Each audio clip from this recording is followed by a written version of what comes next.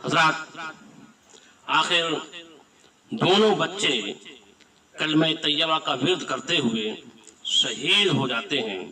ظالم کی ظلم کی تلوار اٹھتی ہے اور دونوں بچوں کو بحالت سجدہ میں شہید کر دیتا ہے۔ ظالم نے دونوں بچوں کے جسموں کو دریا میں الگ الگ پھینک دیا۔ جب دریا میں دونوں بچوں کے جسموں کو الگ الگ پھینکا تو آپ مورخین لکھتے ہیں، مفسرین فرماتے ہیں کہ وہ دونوں جسم جو الگ الگ پھینکے تھے آپس میں آ کر کے مل جاتے ہیں۔ سبحان اللہ، آپس میں آ کر کے مل جاتے ہیں۔ تو جو ظالم لوگ یہ کہتے ہیں کہ شہید ہو، ولی ہو، نبی ہو، معاذ اللہ، مر کر مٹی میں مل گئے، اس طرح کے الفاظ کا استعمال کرتے ہیں، ان کو ان بچوں سے عبرت حاصل کرنا چاہیے۔ جو قرآن کریم نے فرمایا نا، وَلَا تَقُولُوا لِمَنْ يُقْتَلُ فِي سَبِيلِ اللَّهِ أَمْوَاتٌ، وہ لوگ جو اللہ کی راہ میں قتل کیے جائیں انہیں مردہ مت کہو، بلکہ وہ زندہ ہیں، لیکن ہم ان کی زندگی کو سمجھ نہیں سکتے، ہم کو اتنا شعور نہیں کہ ہم ان کی زندگی کو سمجھ سکیں۔ ظالم حارث نے دونوں کے جسم کو الگ الگ پھینکا، لیکن دریا میں پہنچ کر دونوں جسم آپس میں مل جاتے ہیں۔ اب حارث سروں کو لے کر ابن زاد کے دربار میں پہنچا۔ ابن زاد نے کہا، وہ منتظر تھا کہ مجھے انعام سے مالا مال کیا جائے گا، انعام اکرام سے نوازا جائے گا، ملے گا انعام اکرام، کیسا انعام ملے گا؟ اب وہ انعام مانگتا ہے تو ابن زاد نے کہا، تو نے بہت برا کیا، اگر یزید نے بچے طلب کر لیے تو کیا ہوگا؟ میں نے تو اسے یہ لکھ دیا ہے۔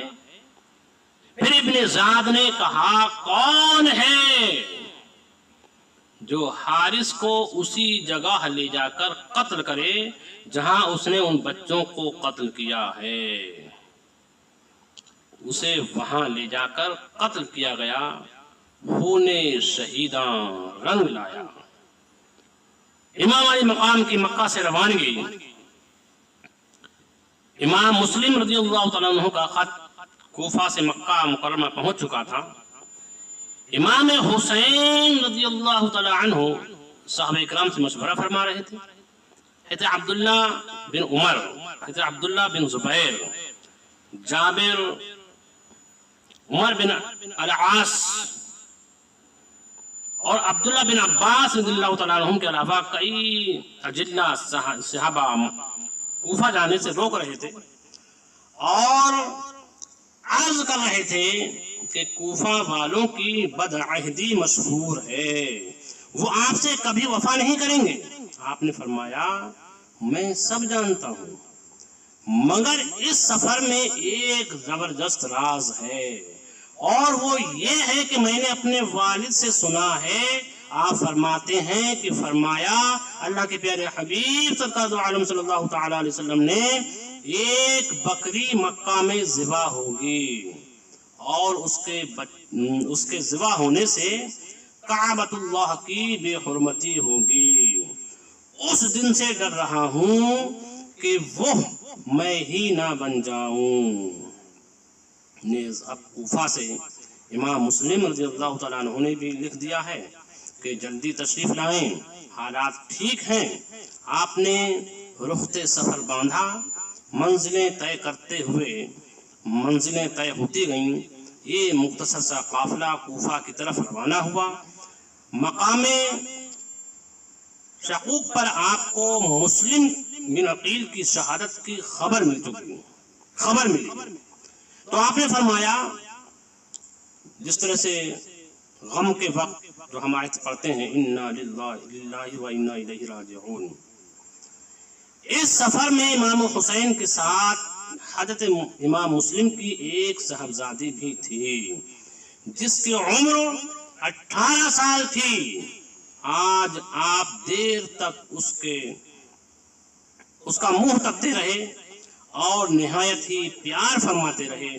بار بار اپنا دستے اقدس اس کے سر پر رکھتے۔ صاحبزادی نے عرض کیا حضور آج آپ مجھے اس طرح پیار فرما رہے ہیں جیسے یتیموں سے پیار کیا جاتا ہے، کیا ابا جان شہید ہو گئے؟ یہ جملہ سن کر امام حسین رضی اللہ تعالیٰ عنہ کی آنکھوں میں بے اختیار آنسو آ گئے اور فرمایا بیٹی صبر کرو اور تم مجھے اپنا باپ سمجھو۔ امام مسلم کی شہادت کی خبر ملنے پر آپ نے فرمایا جو جانا چاہے جا سکتا ہے، مگر امام مسلم کے بھائیوں نے کہا ہم ضرور بدلہ لیں گے، ہم یزید کی فوجوں کا مقابلہ کریں گے۔ بھائی کے قتل کی خبر سن کر واپس جانے کا سوال ہی پیدا نہیں ہوتا۔ المختصر آپ سفر فرماتے ہوئے ایک مقام پر پہنچے تو آپ کا گھوڑا رک گیا۔ آپ نے ہر چند کوشش کی مگر گھوڑا آگے جانے کا نام ہی نہیں لے رہا تھا۔ آپ نے دریافت کیا یہ کون سی جگہ ہے؟ عرض کیا گیا کہ اس کو ماریا کہتے ہیں۔ آپ نے فرمایا کوئی اور نام بھی ہے؟ عرض کیا گیا اسے کربلا بھی کہتے ہیں۔